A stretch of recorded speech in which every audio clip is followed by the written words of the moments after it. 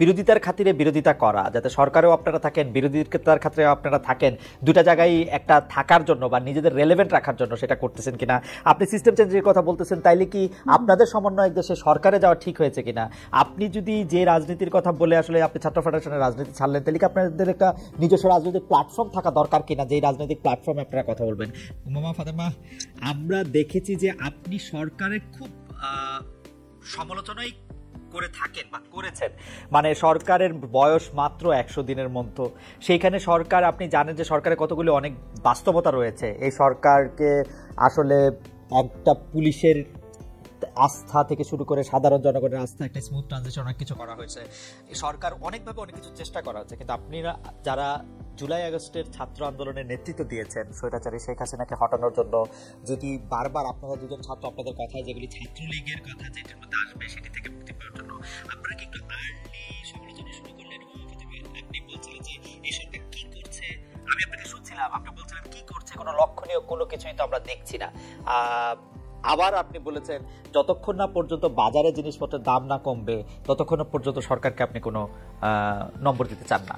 আপনি কি একটু হার্শ এই সরকারের প্রতি, মামা ফাতেমা? ধন্যবাদ আপনাকে আমাকে আপনার প্রোগ্রামটিতে ইনভাইট করার জন্য। আমি এখানে আসলে উত্তরটা দেয়া একটু ব্যাকে যেতে হবে যে কেন আসলে আমি এই ফর্মে সমালোচনা করি।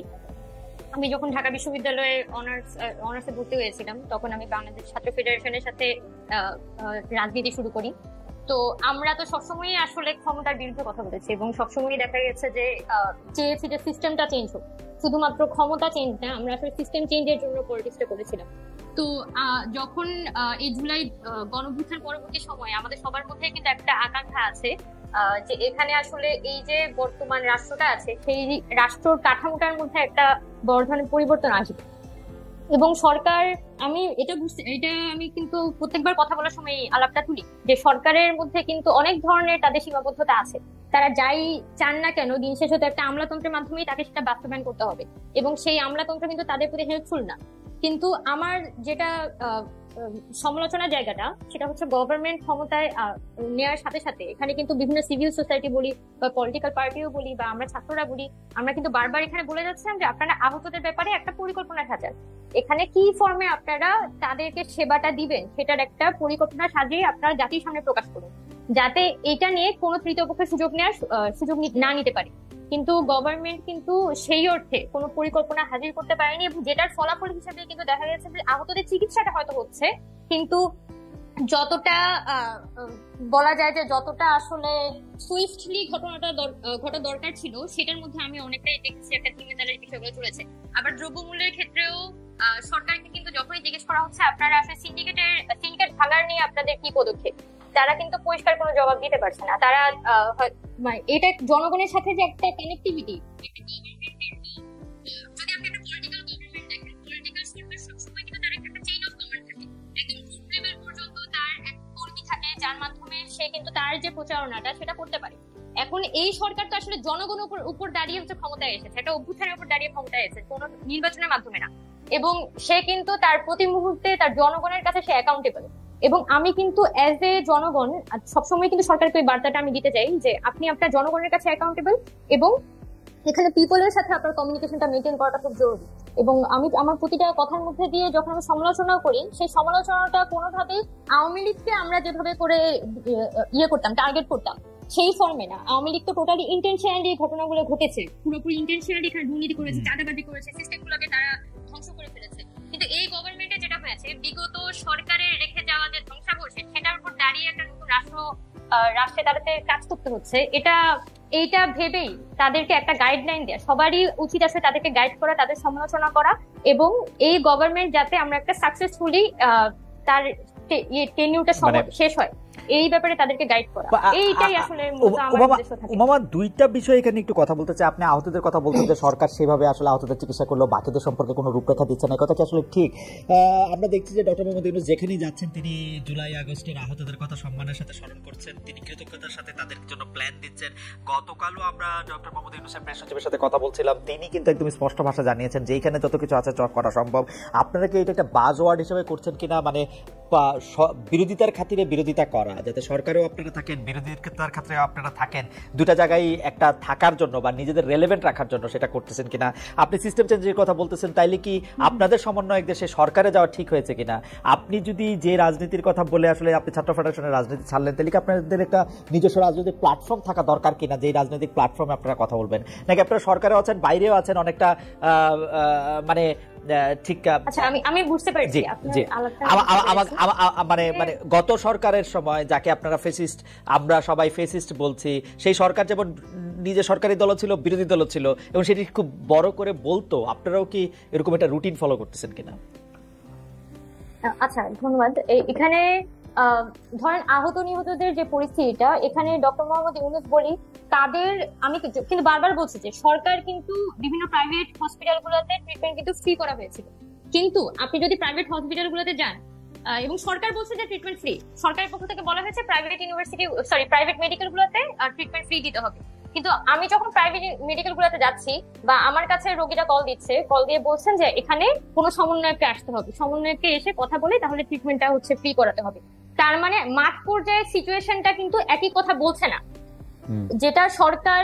আর আরেকটা বিষয় আমি এখানে বলতে চাই, রিসেন্টলি যে শ্যামলীতে আহতদের একটা তারা যে রাস্তায় নেমে যখন প্রোগ্রাম করছিল, তারা যখন সরকারের কাছে বলছিল যে তারা প্রপারলি ট্রিটমেন্ট পাচ্ছে না, এটা পরবর্তী সময়ে কিন্তু সচিবালয়ে আহতদের সাথে একটা মিটিং হয় উপদেষ্টাদের।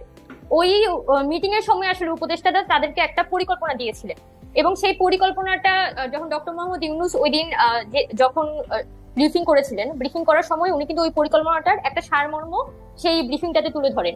এবং সেটা কিন্তু গত সপ্তাহের ঘটনা, এর আগেও তো ধরেন আপনার 3 মাস চলে গেছে। এবং আমি যখন নিজে হসপিটালে যাচ্ছি বা বিভিন্ন শুধুমাত্র বৈষম্যবিরোধী ছাত্র আন্দোলনের যে মেডিকেল টিম সেটাই যে এখানে মাঠে ফাংশন করেছে বিষয়টা এমন না, অন্যান্য অনেক ইন্ডিপেন্ডেন্ট মেডিকেল টিম এখানে ফাংশন করেছে। এবং আপনি যদি আহতদেরকে বিদেশে চিকিৎসা দেওয়ার বিষয়টা দেখেন, সেখানেও টাকাটা দিচ্ছে কিন্তু সাজেদা ফাউন্ডেশন। এবং এই যে মানে সরকারের সে নানান ভাবে কিন্তু সরকারের একটা প্রপার পরিকল্পনাটা একদম রুট লেভেল পর্যন্ত পরিষ্কার না। সেজন্য হয়তো একটা মানুষ যখন দেখা যাচ্ছে ময়মনসিংহ থেকে যখন ঢাকা আসে, তখন হয়তো সমন্বয়কে ধরে সে চিকিৎসাটা পাচ্ছে, কিন্তু ময়মনসিংহ মেডিকেল কলেজে সে চিকিৎসাটা পাচ্ছে না। এবং ময়মনসিংহের ওই রোগীটা যখন ময়মনসিংহে আছে, তখন কিন্তু সে কমপ্লিটলি এই সিস্টেমটা থেকে বাইরে, তার পুরো সার্ভিস থেকে বাইরে। আপনার কথা পরিষ্কার। এখানে আপনি স্পষ্ট দুই একটা জিনিস একটু অল্প কথা একটু জানতে চাই। আপনি কি মনে করেন যে সমন্বয়কদের 3 জন যে আসলে সরকারে আছে, এই সিদ্ধান্তটা একটু ভুল ছিল, নাকি আপনি মনে করেন ঠিকই ছিল? আর 2 হচ্ছে, আপনি কি এটা মনে করেন যে আপনাদের দ্রুত একটা পলিটিক্যাল পার্টি করা উচিত, এই ব্যাপারে আপনাদের কোনো সিদ্ধান্ত আছে কিনা? আচ্ছা, এখানে সমন্বয়করা যে 3 জন আপনার গভর্নমেন্টের মধ্যে এখন আছে, তারা তো একটা বিশেষ পরিস্থিতিতে এই সরকারের অংশীদার হয়েছিল। আপনারা নিশ্চয়ই জানেন যে এখানে 5 আগস্টের পরবর্তী সময়ে 3 দিন কোনো ধরনের গভর্নমেন্ট ছিল না, এবং দেশে যে এরকম একটা বিধ্বস্ত পরিস্থিতি, তখন সারা দেশের মানুষের কিন্তু একদম প্রাইম একটা কনসার্ন ছিল যে দেশে এই মুহূর্তে একটা গভর্নমেন্ট ফর্ম করতে হবে। এবং সেই জায়গা থেকেই কিন্তু আমাদের আসিফ ভাই, নাহিদ ভাই, ওরা ওই সময়ে এই উপদেষ্টা পরিষদের মধ্যে যায়, এবং উপদেষ্টা পরিষদটা ওই মুহূর্তে গঠন করা হয়। এবং এখানে ছাত্রদের যে যাওয়ার জায়গাটা মূলত হচ্ছে জনগণের সাথে, এখানে যাতে উপদেষ্টা পরিষদ যারা আছে তারা যাতে গণঅভ্যুত্থানের যে স্পিরিট সেটাকে প্রপারলি আপহোল্ড করতে পারে, সেটা নিশ্চিত করা, সেটার একটা চেক এন্ড ব্যালেন্স করা, এটা কিন্তু আমাদের সকল ছাত্রেরই দায়িত্ব, এটা বৈষম্যবিরোধী ছাত্র আন্দোলনের দায়িত্ব। এটাকে আমরা স্পেসিফিক্যালি মানে করতে চাই। আপনি যে বলছেন যে সরকারে আছে, সরকারের বাইরেও আছে, এটাকে আমরা বলতে চাই এটা একটা চেক এন্ড ব্যালেন্সের সম্পর্ক গভর্নমেন্টের সাথে আমরা মেইনটেইন করছি। কারণ এই সরকার তো আসলে দিন শেষে কোনো পলিটিক্যাল গভর্নমেন্ট না।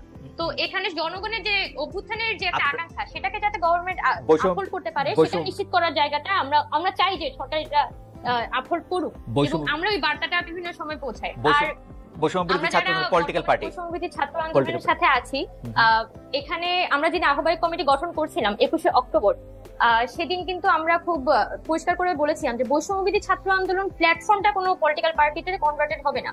যদি এই প্ল্যাটফর্মের ছাত্ররা পরবর্তী রাজনৈতিক দল করতে চায়, বা এটা একটা পোর্শন অফ স্টুডেন্টস রাজনৈতিক দল করতে চায়, সেটা তো অবশ্যই সবাই রাজনীতি করার অধিকার এখানে আছে, বা তরুণদের তো রাজনীতিতে আসলেই আসা উচিত। কিন্তু এই প্ল্যাটফর্মটাকে আমরা কোনো রাজনৈতিক দলে রূপান্তরিত করবো না, এটা আমাদের পক্ষ থেকে সিদ্ধান্ত। ওকে, আমি শুধু এই কথাটি বলে রাখি যে আপনি একটা রাজনৈতিক প্ল্যাটফর্ম করবেন না এটি বলেছিলেন। আপনি কিন্তু এই কথাও বলেছিলেন যে শেখ হাসিনার পতনের মধ্যে দিয়ে বৈষম্য বিরোধী ছাত্র আন্দোলনের প্রয়োজন ফুরিয়ে এসেছে। আপনার সেই লেখার শেষ কথা ছিল আমাদের বুঝতে হবে কোথায় আমাদের থামতে হবে, এটি নিয়ে আমরা আপনার